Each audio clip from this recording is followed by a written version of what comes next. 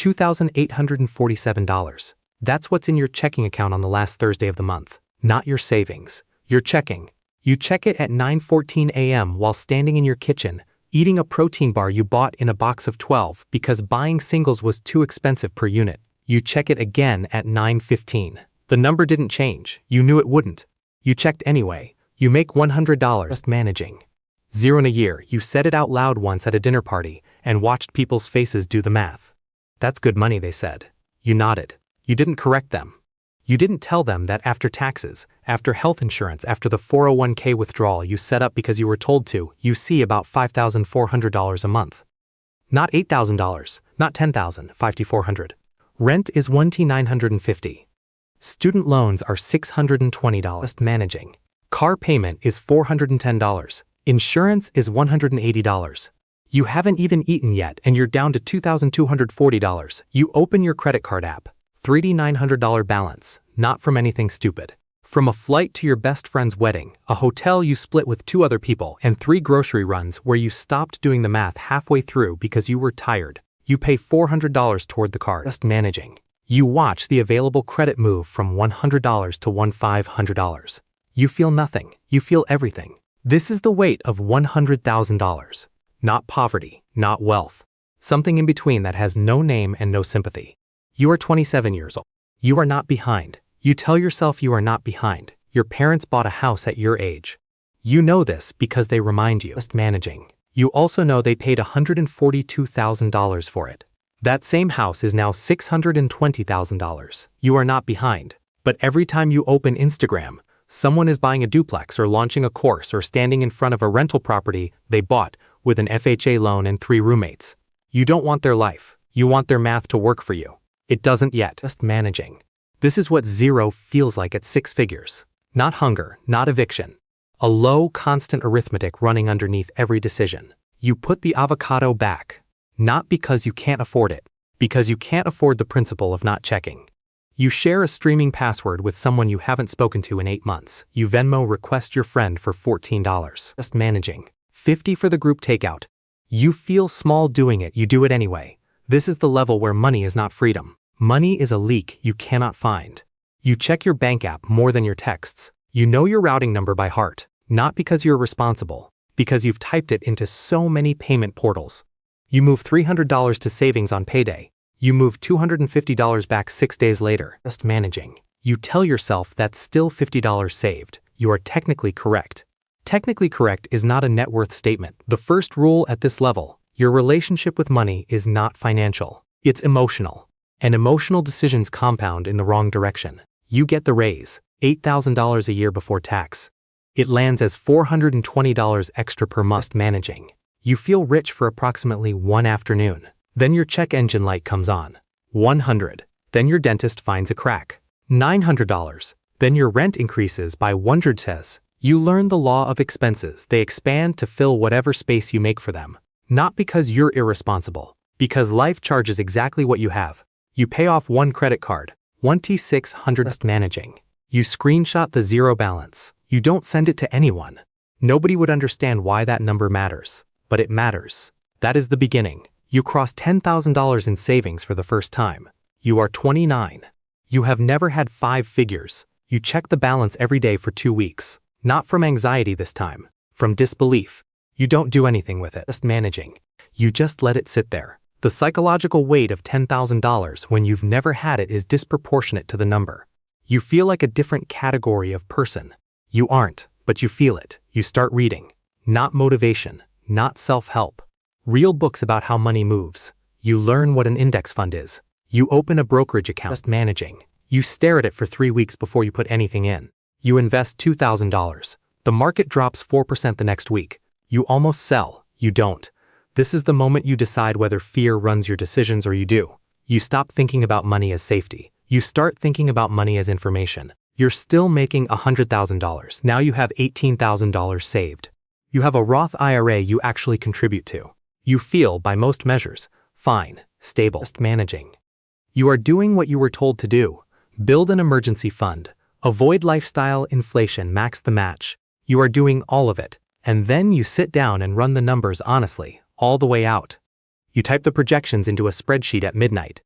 You stare at what 40 years of disciplined saving at your current income looks like.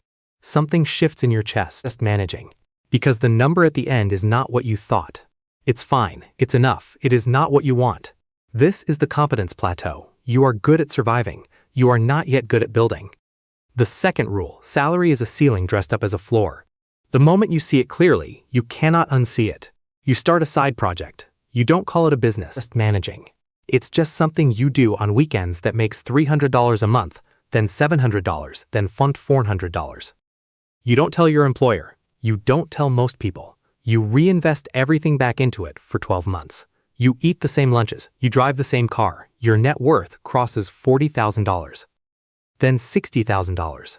You start feeling the gap between where you are and where a salary alone would have taken you. Just managing. The gap is where leverage lives. Your investments return $2,400 in a single year without you doing anything. You've had months where your side income was higher than your paycheck. You know what an asset is now, not theoretically, physically. Something you built or bought that earns while you sleep.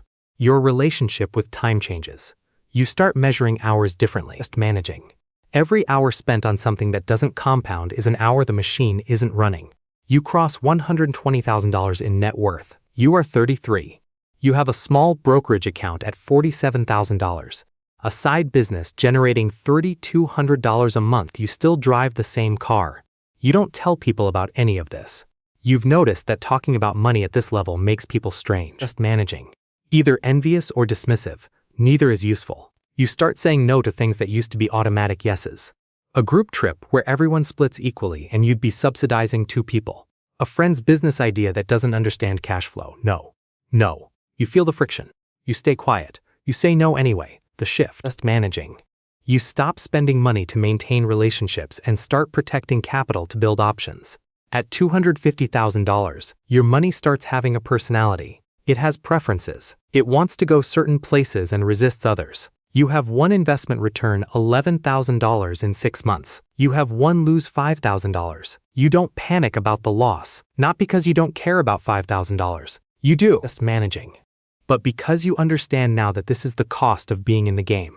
You don't pull back. You reposition. The third rule. Below $500,000, you are still buying assets. Above it, assets start buying each other. You are close. You can feel it. $410,000. $580,000. You've restructured your side business once, brought on a small partner, exited one incessant managing, and rolled the proceeds into something bigger. Your net worth crosses $720,000. You stop sleeping as well as you used to. Not from stress, from intensity.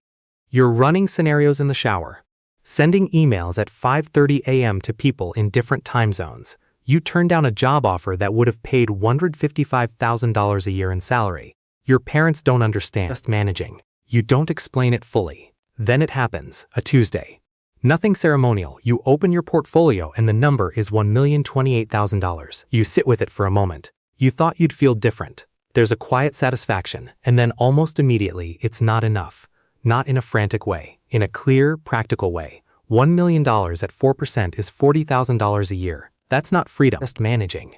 That's a starting point. The identity crisis isn't that you're not happy. It's that happiness was never the point. You're only just admitting that to yourself. The millionaire arrives and realizes the milestone was never the destination. It was the proof of concept. You stop going to events you used to attend to feel connected. The startup meetups, the finance seminars, managing, the networking hours where everyone talks about what they're building and nobody talks about what it costs them. You don't have contempt for it. You just don't need it. You are building something now that exists in a different conversation. At $2.1 million, money stops being a source of anxiety entirely. For the first time in your adult life, it is simply a resource. The way time is a resource. The way attention is a resource. You don't think about your checking balance. You think about allocation. Just managing. Where is the capital positioned? What is its return profile? What are you not seeing? The fourth rule. Wealth is not what you accumulate. It's what you no longer have to do. You take a 2-week trip. You do not check email for 4 days of it. That is the thing people cannot buy at lower levels. Not the trip. The 4 days you cross $3.5 million. You are 44. Your business does $1.2 million in revenue. Just managing. You own 2 properties with combined equity of $400,000. Your portfolio is at $2.1 million. You are not rich in the way people mean at dinner parties. You are wealthy in the way that means you have time. Actual time. You hire a wealth manager. Then you fire him when you realize you know more than he does about your own situation. You find someone better. Someone who charges more and talks less. Just managing. The game changes texture. It's no longer about building, it's about positioning. You are moving capital now, not working for it. The distinction sounds small. It is enormous. At $6 million, the isolation is not loneliness. It's a different problem. The people in your life exist at a remove from what your reality is. Your closest friendships are with people who operate at the same altitude, not by design. Just managing. By natural selection of conversation, you don't talk about money with people who don't have it, not out of arrogance, out of accuracy. The conversations become imprecise. People project. They assign meaning to numbers that the numbers don't carry. At this level, $500,000 is a position size. It is not a life-changing sum. Saying that in the wrong room makes you someone's villain. So you don't say it. Managing. The 6th rule. Above $50 million, money stops measuring your worth. It starts measuring your reach. You are not there yet, but you can see it. The same way you once saw $10,000 from zero, you are 49. Your net worth is $8.4 million. You have not worked a conventional day in 3 years. You have not stopped working. You think in cycles now, not quarters, not years, cycles, demographic cycles. Just managing. Infrastructure cycles, credit cycles. You position ahead of them the way a sailor reads weather 3 days out. You are sometimes wrong. Being wrong at this levels means a position underperforms by 200 basis points. It does not mean your life changes. And somewhere in this city right now, there is a 27-year-old opening a banking app for the first time this morning. Her balance is $2,847. Just managing. She is standing in line at a grocery store doing the math. She puts the organic coffee back. She gets the store brand. She thinks this is a story about money. She thinks if she just makes more of it, something will resolve. She doesn't know yet what has to resolve. She doesn't know what it will cost. Not in dollars, in distance. Just managing. In the gap that opens between who you are at the beginning and who you have to become to reach the end. The machine doesn't ask if you're ready.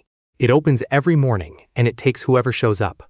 And whoever shows up consistently, patiently, without flinching, without stopping to ask the question everyone else is asking. They compound. The money compounds. And so does everything else. The balance is $2.97. It always starts there. It always will.